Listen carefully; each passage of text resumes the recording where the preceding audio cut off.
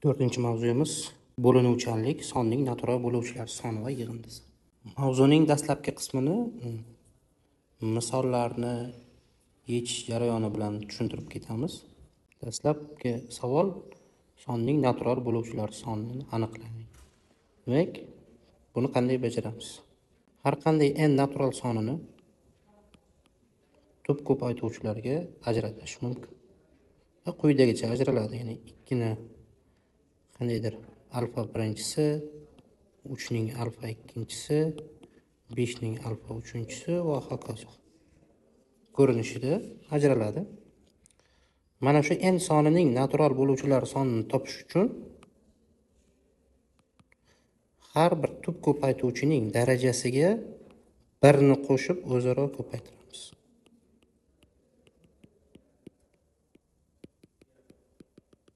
Shunday ko'rinishda bo'ladi. Masalan, 3-savolimizni yechaylik. 96 ning natural bo'luvchilari sonini aniqlashimiz kerak. Bu uchun 96 ni biz tub ko'paytuvchilarga ajratamiz. 48, 24, 2, 3, 1. 96 bu 2 ning 5-chisi ko'payan 3 ning 1-chi darajasi. Demak, buning natural bo'luvchilar sonini topish uchun darajalariga 1 qo'shib ko'paytiraman. 5 plus 1, 1 plus 1. 6 kere 2. 12. Demak, sonning natural bo'luvchilar soni 12 ga teng ekan. Keyingi berilgan sonlarning natural bo'luvchilari yig'indisini toping. Demak, sonning natural bo'luvchilari yig'indisi bu qanday topiladi? Demak, biz n sonini quyidagi ko'rinishda ajratdik tub ko'paytuvchilarga va yig'indi quyidagi formula bilan. Alfa 1 plus 1 minus 1 taqsim 2 minus 1 ko'payan 3 darajasida. Alfa 2 plus 1 minus 1 taqsim 3 minus 1. Va hokazo xuddi shunday ko'rinishda ketadi. Masalan, 60 ni natural bo'luvchilar yig'indisini topib ko'ramiz. Ajratdik.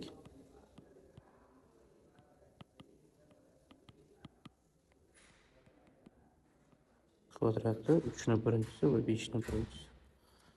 Formulaga qo'yamiz. 2 ni mana buni darajasiga 1 qo'shsak 3 bo'ladi, minus 1. 2 minus 1. Buni darajasiga 1 qo'shsak 2 minus 1. 3 minus 1. Buni darajasiga 1 qo'shsak, demak 2 5 minus 1. 8 dan 1 ayirsak 7 ni 1 ga, demak 7 ni 1 ga bo'lsak 7 ni o'zi. 3 kvadrat 9, 1 ayirsak 8. Mahraj 2, 8 2 ga bo'lsak 4. 25 dan 1 ayirsak 24, 4 ga bo'lsak 6. 28 kere 6 demak 120 48 168 ga teng ekan. Ya'ni 60 ning natural bo'luvchilari yig'indisi 168 ga teng bo'lar ekan. Navbatdagi savolimiz berilgan sonlarning umumiy natural bo'luvchilari sonini toping. Ya'ni ikkita son berilgan ekan, kamida ushbu sonlarning umumiy natural bo'luvchilari soni. Demak, nima ish qilish kerak? Umumiy natural bo'luvchilar sonini topish uchun dastlab bu sonlarga e kub topish kerak. Ya'ni eng katta umumiy bo'luvchi. E kub topishimiz kerak. Demak, 120 ni ajratadigan bo'lsak,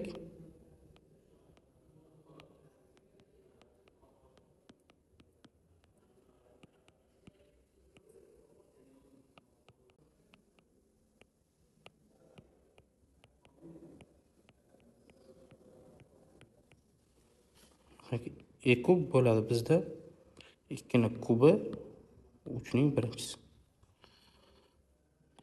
Endi mana shu chiqqan sonni, ya'ni eng katta umumiy bo'luvchining natural bo'luvchilari sonini topamiz. Hozir natural bo'luvchilar sonini topishni yuqorida o'rgatib o'tib ketdim. Ya'ni bunda darajasiga 1 qo'shib ko'paytiramiz. Bu yerda 1. 4 kere 2 8. Ya'ni 120 va 144 sonlarining umumiy natural bo'luvchilari 8 ta ekan. Keyingi savollarimiz. Hisoblash natijasida hosil bo'lgan sonning natural bo'luvchilari sonini top. Masalan, 34-savolni olaylik. Endi buni bittalab ko'paytirib chiqadigan bo'lsak, katta son bo'ladi va vaqtimiz ketib qoladi. Buni demak osonroq usul bilan yechishimiz kerak. Bu uchun har bir sonni tub ko'paytirishga ajratamiz. 100 ni ajratadigan bo'lsak, bu 2 ni kvadrati 5 ni kvadrati. 198 bu 2 kere 3 kvadrati ko'payan 11. Demak 324 18 ni kvadrati 18 ni o'zi ham 2 kere 9 bo'ladigan bo'lsa 2 ni kvadrati 3 to'rtinchisi bo'ladi keyin. Endi buni soddalashtiramiz. Qanday qilib? Asosi bir xil bo'lgan tub ko'paytuvchilari darajalarini qo'shamiz ko'paytirishda. 2 1 2 mana. 2 ga 1 qo'shsak 3, 3 ga 2 ni qo'shsak 5. 3 ni 6-chisi 5 ni kvadrati va 11. Natural bo'luvchilar sonini topish uchun darajasiga bir qo'shib ko'paytiramiz mana bu son uchun. 5 qo'shuv 1, 6 qo'shuv 1, 2 qo'shuv 1, 1 qo'shuv 1. 6 7 3 2. 42 kere 6. 240 12 252. Masalan 36 ni olib qaraylik. 5 ko'paytirilgan 10 ni 2 kere 5 deymiz. 15 ni 3 kere 5. Mana 5 10 15 keyingisi 20 bo'ladi bizda. 20 bu 2 ni kvadrati ko'paygan 5, keyingisi 25, 5 tadan oshib boryapti. 5 ni kvadrati, keyingisi 30, 2 kere 3 kere 5, 35, 5 kere 7, 40, 2 ni kubi kere 5. Ve 2'den nechta bo'ldi bizda? Bu yerda bitta, bu yerda 2 ta, 3 ta, 4, 4 ga 3 7, 2 ni 7-chisi, 3 ni kvadrati, 5 ni 1 2 3 4 6 7 8 9-chisi 7. Darajasiga bir qo'shib ko'paytiramiz. 7 qo'shuv 1, 2 qo'shuv 1, 9 qo'shuv 1, 1 qo'shuv 1. 8 3 10 480. Mana 40 ni qaraylik. 35 faktorial taqsim 33 faktorialni natural bo'luvchilar soni. 35 faktorial degani 1 dan 35 gacha bo'lgan sonlarning ko'paytmasi. 33 faktorial 1 dan 33 gacha.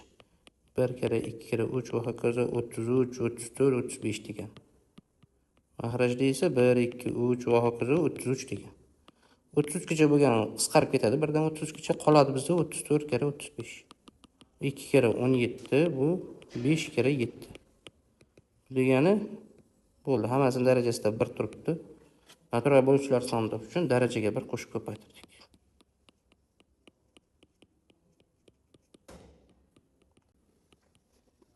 2 kere 2 kere 2 16. Navbatdagi savol, masalan 44-chi.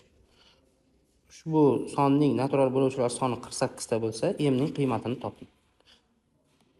Demak, buni bajarish uchun har birining darajasiga 1 qo'shib ko'paytiramiz dedik. 2 qo'shuv 1, 3 qo'shuv 1, m qo'shuv 1 tengkan 48 ga.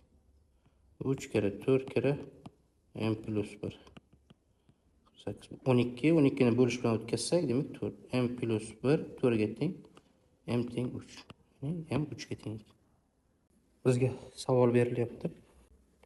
14 ko'paygan, 50 ko'paygan, 64 ko'paygan, 78. Ko'paygan 10. Ushbu ko'paytma 2 ning qanday eng katta darajasiga bo'linadi?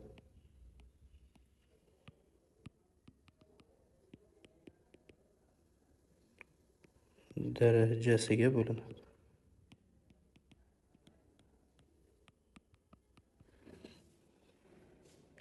Bu uchun har bir ko'paytuvchini biz tub ko'paytuvchiga ajratib chiqamiz. Masalan 14 ni 2 kere 7 desak 50. 2 kere 5 kvadrati 64, 2 ni 6-chisi 78. 2 kere 39. 39 ajratmaganimiz sababi buni bu 2 ga bo'linmaydi, shuning uchun yozib qo'yaveramiz o'zini. Bizga 2 kerak. Mana 2lar kerak bizga. Shunda nechta bo'ladi? 1 2 demak bu bilan 8 ta 9 10. 2 ni 10-chisi 5 ni kubi 7 va hokazo. Demak, ushbu ifoda eng ko'pi bilan 2 ni 10-chisiga bo'linadi. Ya'ni maksimum 10-daraja bo'lishi mumkin ekan bizda. Endi savol beriladi bizga n faktorial. Demak, 2 ning qanday eng katta darajasiga bo'linadi?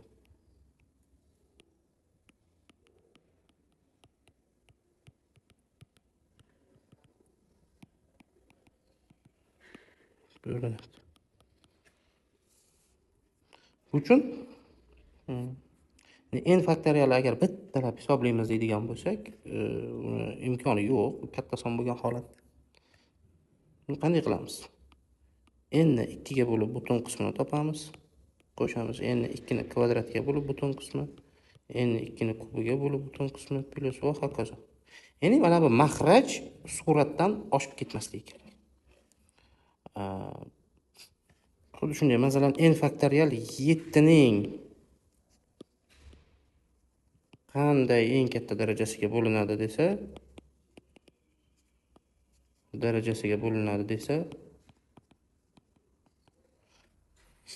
ya'ni mana shu 2 ning o'rniga 7 ni olamiz formulada. n taqsim 7, n taqsim 7 ning kvadrati butun qismida. 7 ning kubi butun qismi va hokazo holatda ketadi. Yana ham misollarda hozir ko'rib chiqamiz. Navbatdagi narsa 15 ko'paygan, 24 ko'paygan, 450 ko'paygan, 64, 225.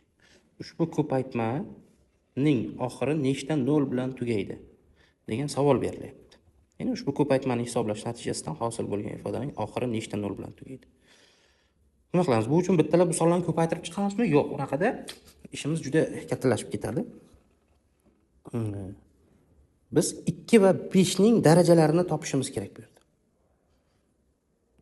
15 3 kere 5 deydigan bo'lsak, 5 ni olamiz. 24 8 kere 3 bo'ladigan bo'lsa, bizga 8 2 ni kubi kerak. 450. Demak, 225 ko'paytirilgan 2.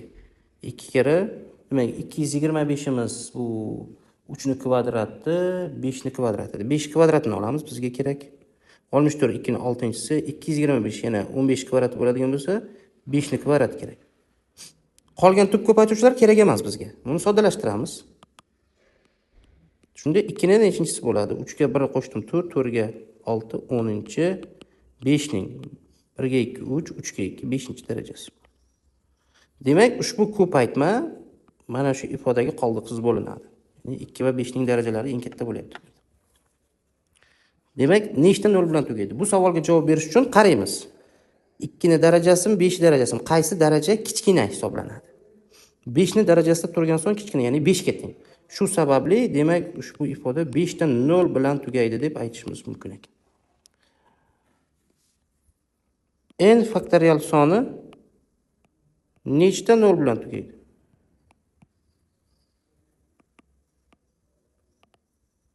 En kichkinaroq son bo'lgan holatda buni bemalol hisoblab topish mumkin, lekin kattaroq son bo'lgan vaziyatda unda muammo hosil bo'ladi.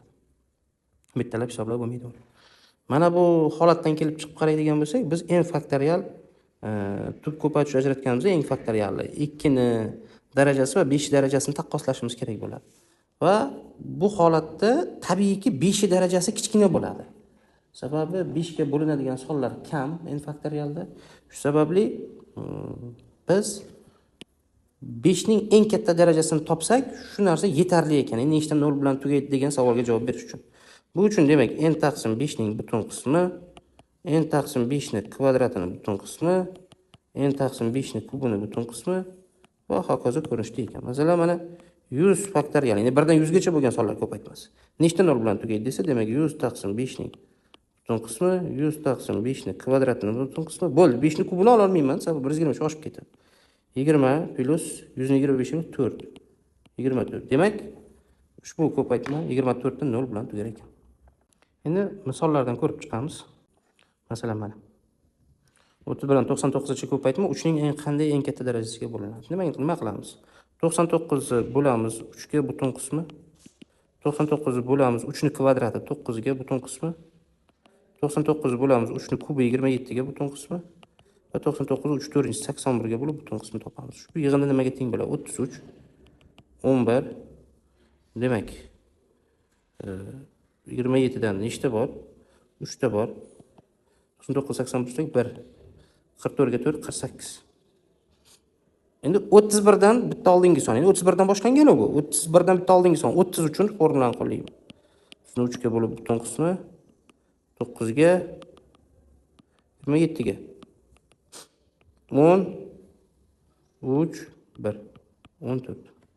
Demak, 31 dan boshlanganligi uchun 48 dan 14 ni ayiraman.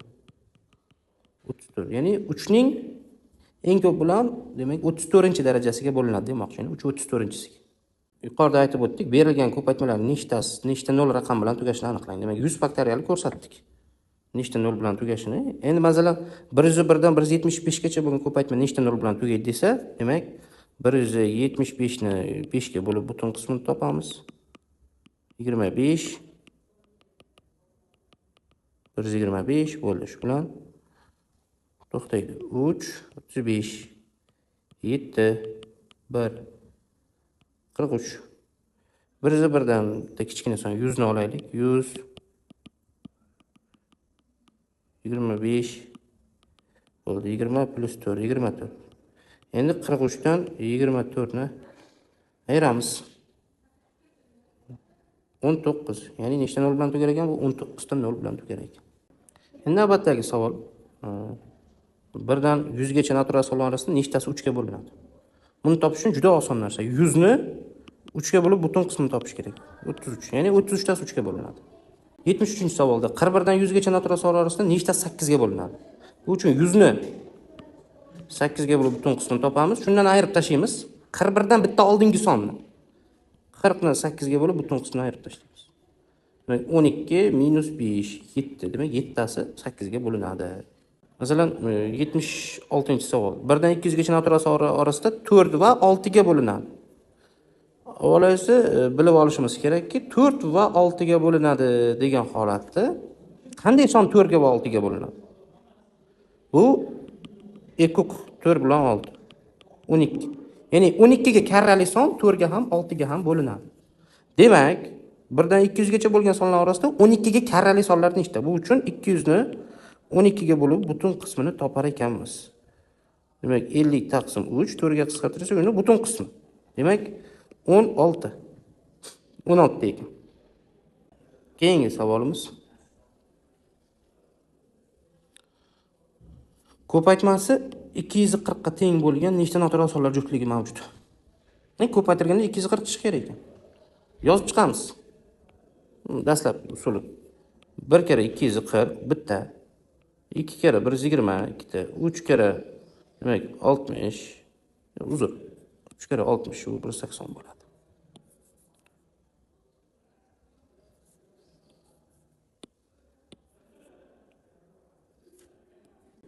3 ko'payan 80, 4 ko'payan 60, 5 ko'payan 48, 6 ko'payan 40, 8 kere 30, 10 kere 24, 12 kere 20, demek 15 kere 16, shu yerda to'xtatamiz. 16 kere 15 desak, bu mana bilan qaytarilib qoladi. Shunda nechta bo'ladi? 1, 2, 3, 4, 5, 6, 7, 8, 9. Buni endi bittalab yozib chiqadigan bo'lsak, vaqtimizni oladi. Buni yechilish yo'li qanaqa? 240 ni biz tub ko'paytuvchilarga ajratamiz. 120, 62, 32, 15, 3, 5, 5, 1. Shunda 240 imiz bu 2 ni 4-chisi, 3 ni 1-chisi, 5 ni 1-chisi. Endi mana shu sonning natural bo'luvchilar sonini topaman. 4 plus 1, 1 plus 1, 1 plus 1. 5 kere 2 kere 2. 20. 20 da natural bo'luvchisi bor. Agarda sonimizning natural bo'luvchilar soni juft sondan iborat bo'ladigan bo'lsa, mana shu sonni 2 ga bo'lamiz. 10. Bu degani ko'paytmasi 240 ga teng bo'lgan 10 ta natural sonlar juftligi mavjud degani. Agarda mana bu natural bo'luvchilar soni to'q sondan iborat bo'ladigan bo'lsa-chi.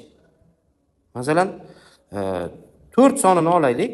4 ni demak nechta natural sonlar juftligi mavjud? Endi ko'paytmasi 4 ga teng bo'lganda nechta natural sonlar juftligi mavjud? 1 kara 4, 2 kara 2. 2 ta bo'ldi.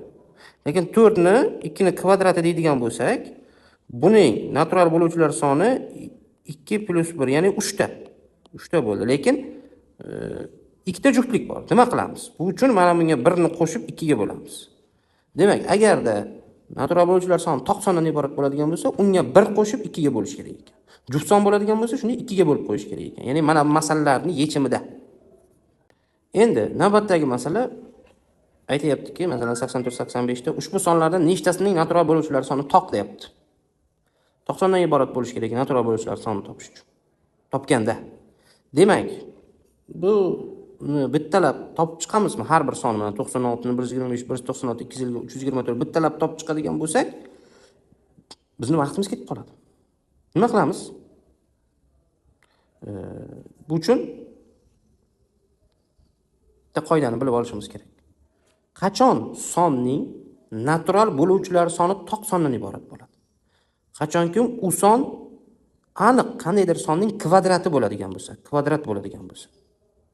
Qaraymiz, 96 hech qanday sonning kvadrati emas, 125 hech qanday sonning kvadrati emas, 196 bu 14 kvadrati, 256 bu 16 ning kvadrati, 324 bu 18 kvadrati. Mana shu uchalasining natural bo'luvchilar soni to'q sondan iborat ekan. Buni topib o'tirishimiz ham shart emas bittalab. Xo'p, mana bu yerda 92-masalani ko'rib chiqaylik. 1 dan 125 gacha bo'lgan sonlar ko'paytma saksonning qanday eng katta darajasiga bo'linadi? Endi yuqorida shunaqa masalalarni ishladik, u yerda faqat saksonning o'rni tub sonlar edi. Endi bu yerda sakson kelyapti. Bunda u formula ishlamaydi. Saksonni maydalash kerak. Endi tub ko'pach ajratish kerak. Bu 16 kara 5 bo'lsa, 2 ning 4-chisi 5 ko'rinishda. Endi shu yerda savol keladi. 1 dan 125 gacha bo'lgan sonlar ko'paytmasi, ya'ni 125 faktorial 2 ning qanday eng katta darajasiga bo'linadi? Shuni topib olamiz oldin. Chun 125 ni 2 ga bo'lamiz butun qismi. 2 ni kubiga bo'lamiz butun qismi. 2 ning 4-chisi 16, 32, 64, 128 bo'ldi, olinmaydi. Shuni hisoblashimiz kerak biz. 62 8 ga bo'lishimiz kerak. Demak, 125 bo'lamiz 8 ga, 15 butun qismi. 125 bo'lamiz 16 ga. Demak, 7 butun qismi. 32 ga bo'lganda-chi? 3. 64 ga bo'lsak 1. Demak, 77, 10, 87, 1 qo'shsak 88. Ana endi 5 ning eng katta qanday darajasiga bo'linadi? Bu uchun 125 bo'lamiz 5 ga. 125 5 kvadrat 25 ga. 5 ning kubi 125 ga. 25, 5, 1. 31. Demak, ushbu ko'paytma mana 1 dan 125 gacha bo'lgan ko'paytma 2 ni 88-chisi 5 ni 31-chisiga qoldiqsiz bo'linar ekan. Endi mana bu 88 ni 4 ga bo'lamiz. Chunki mana bu yerda 2 ning 4-chisi. 4 ga bo'lsak 2 ni 22-chisi. Endi mana bu 31 ni mana shu 22 ga moslab olaman. 22-chisi ko'paygan 5 ning 8-chisi.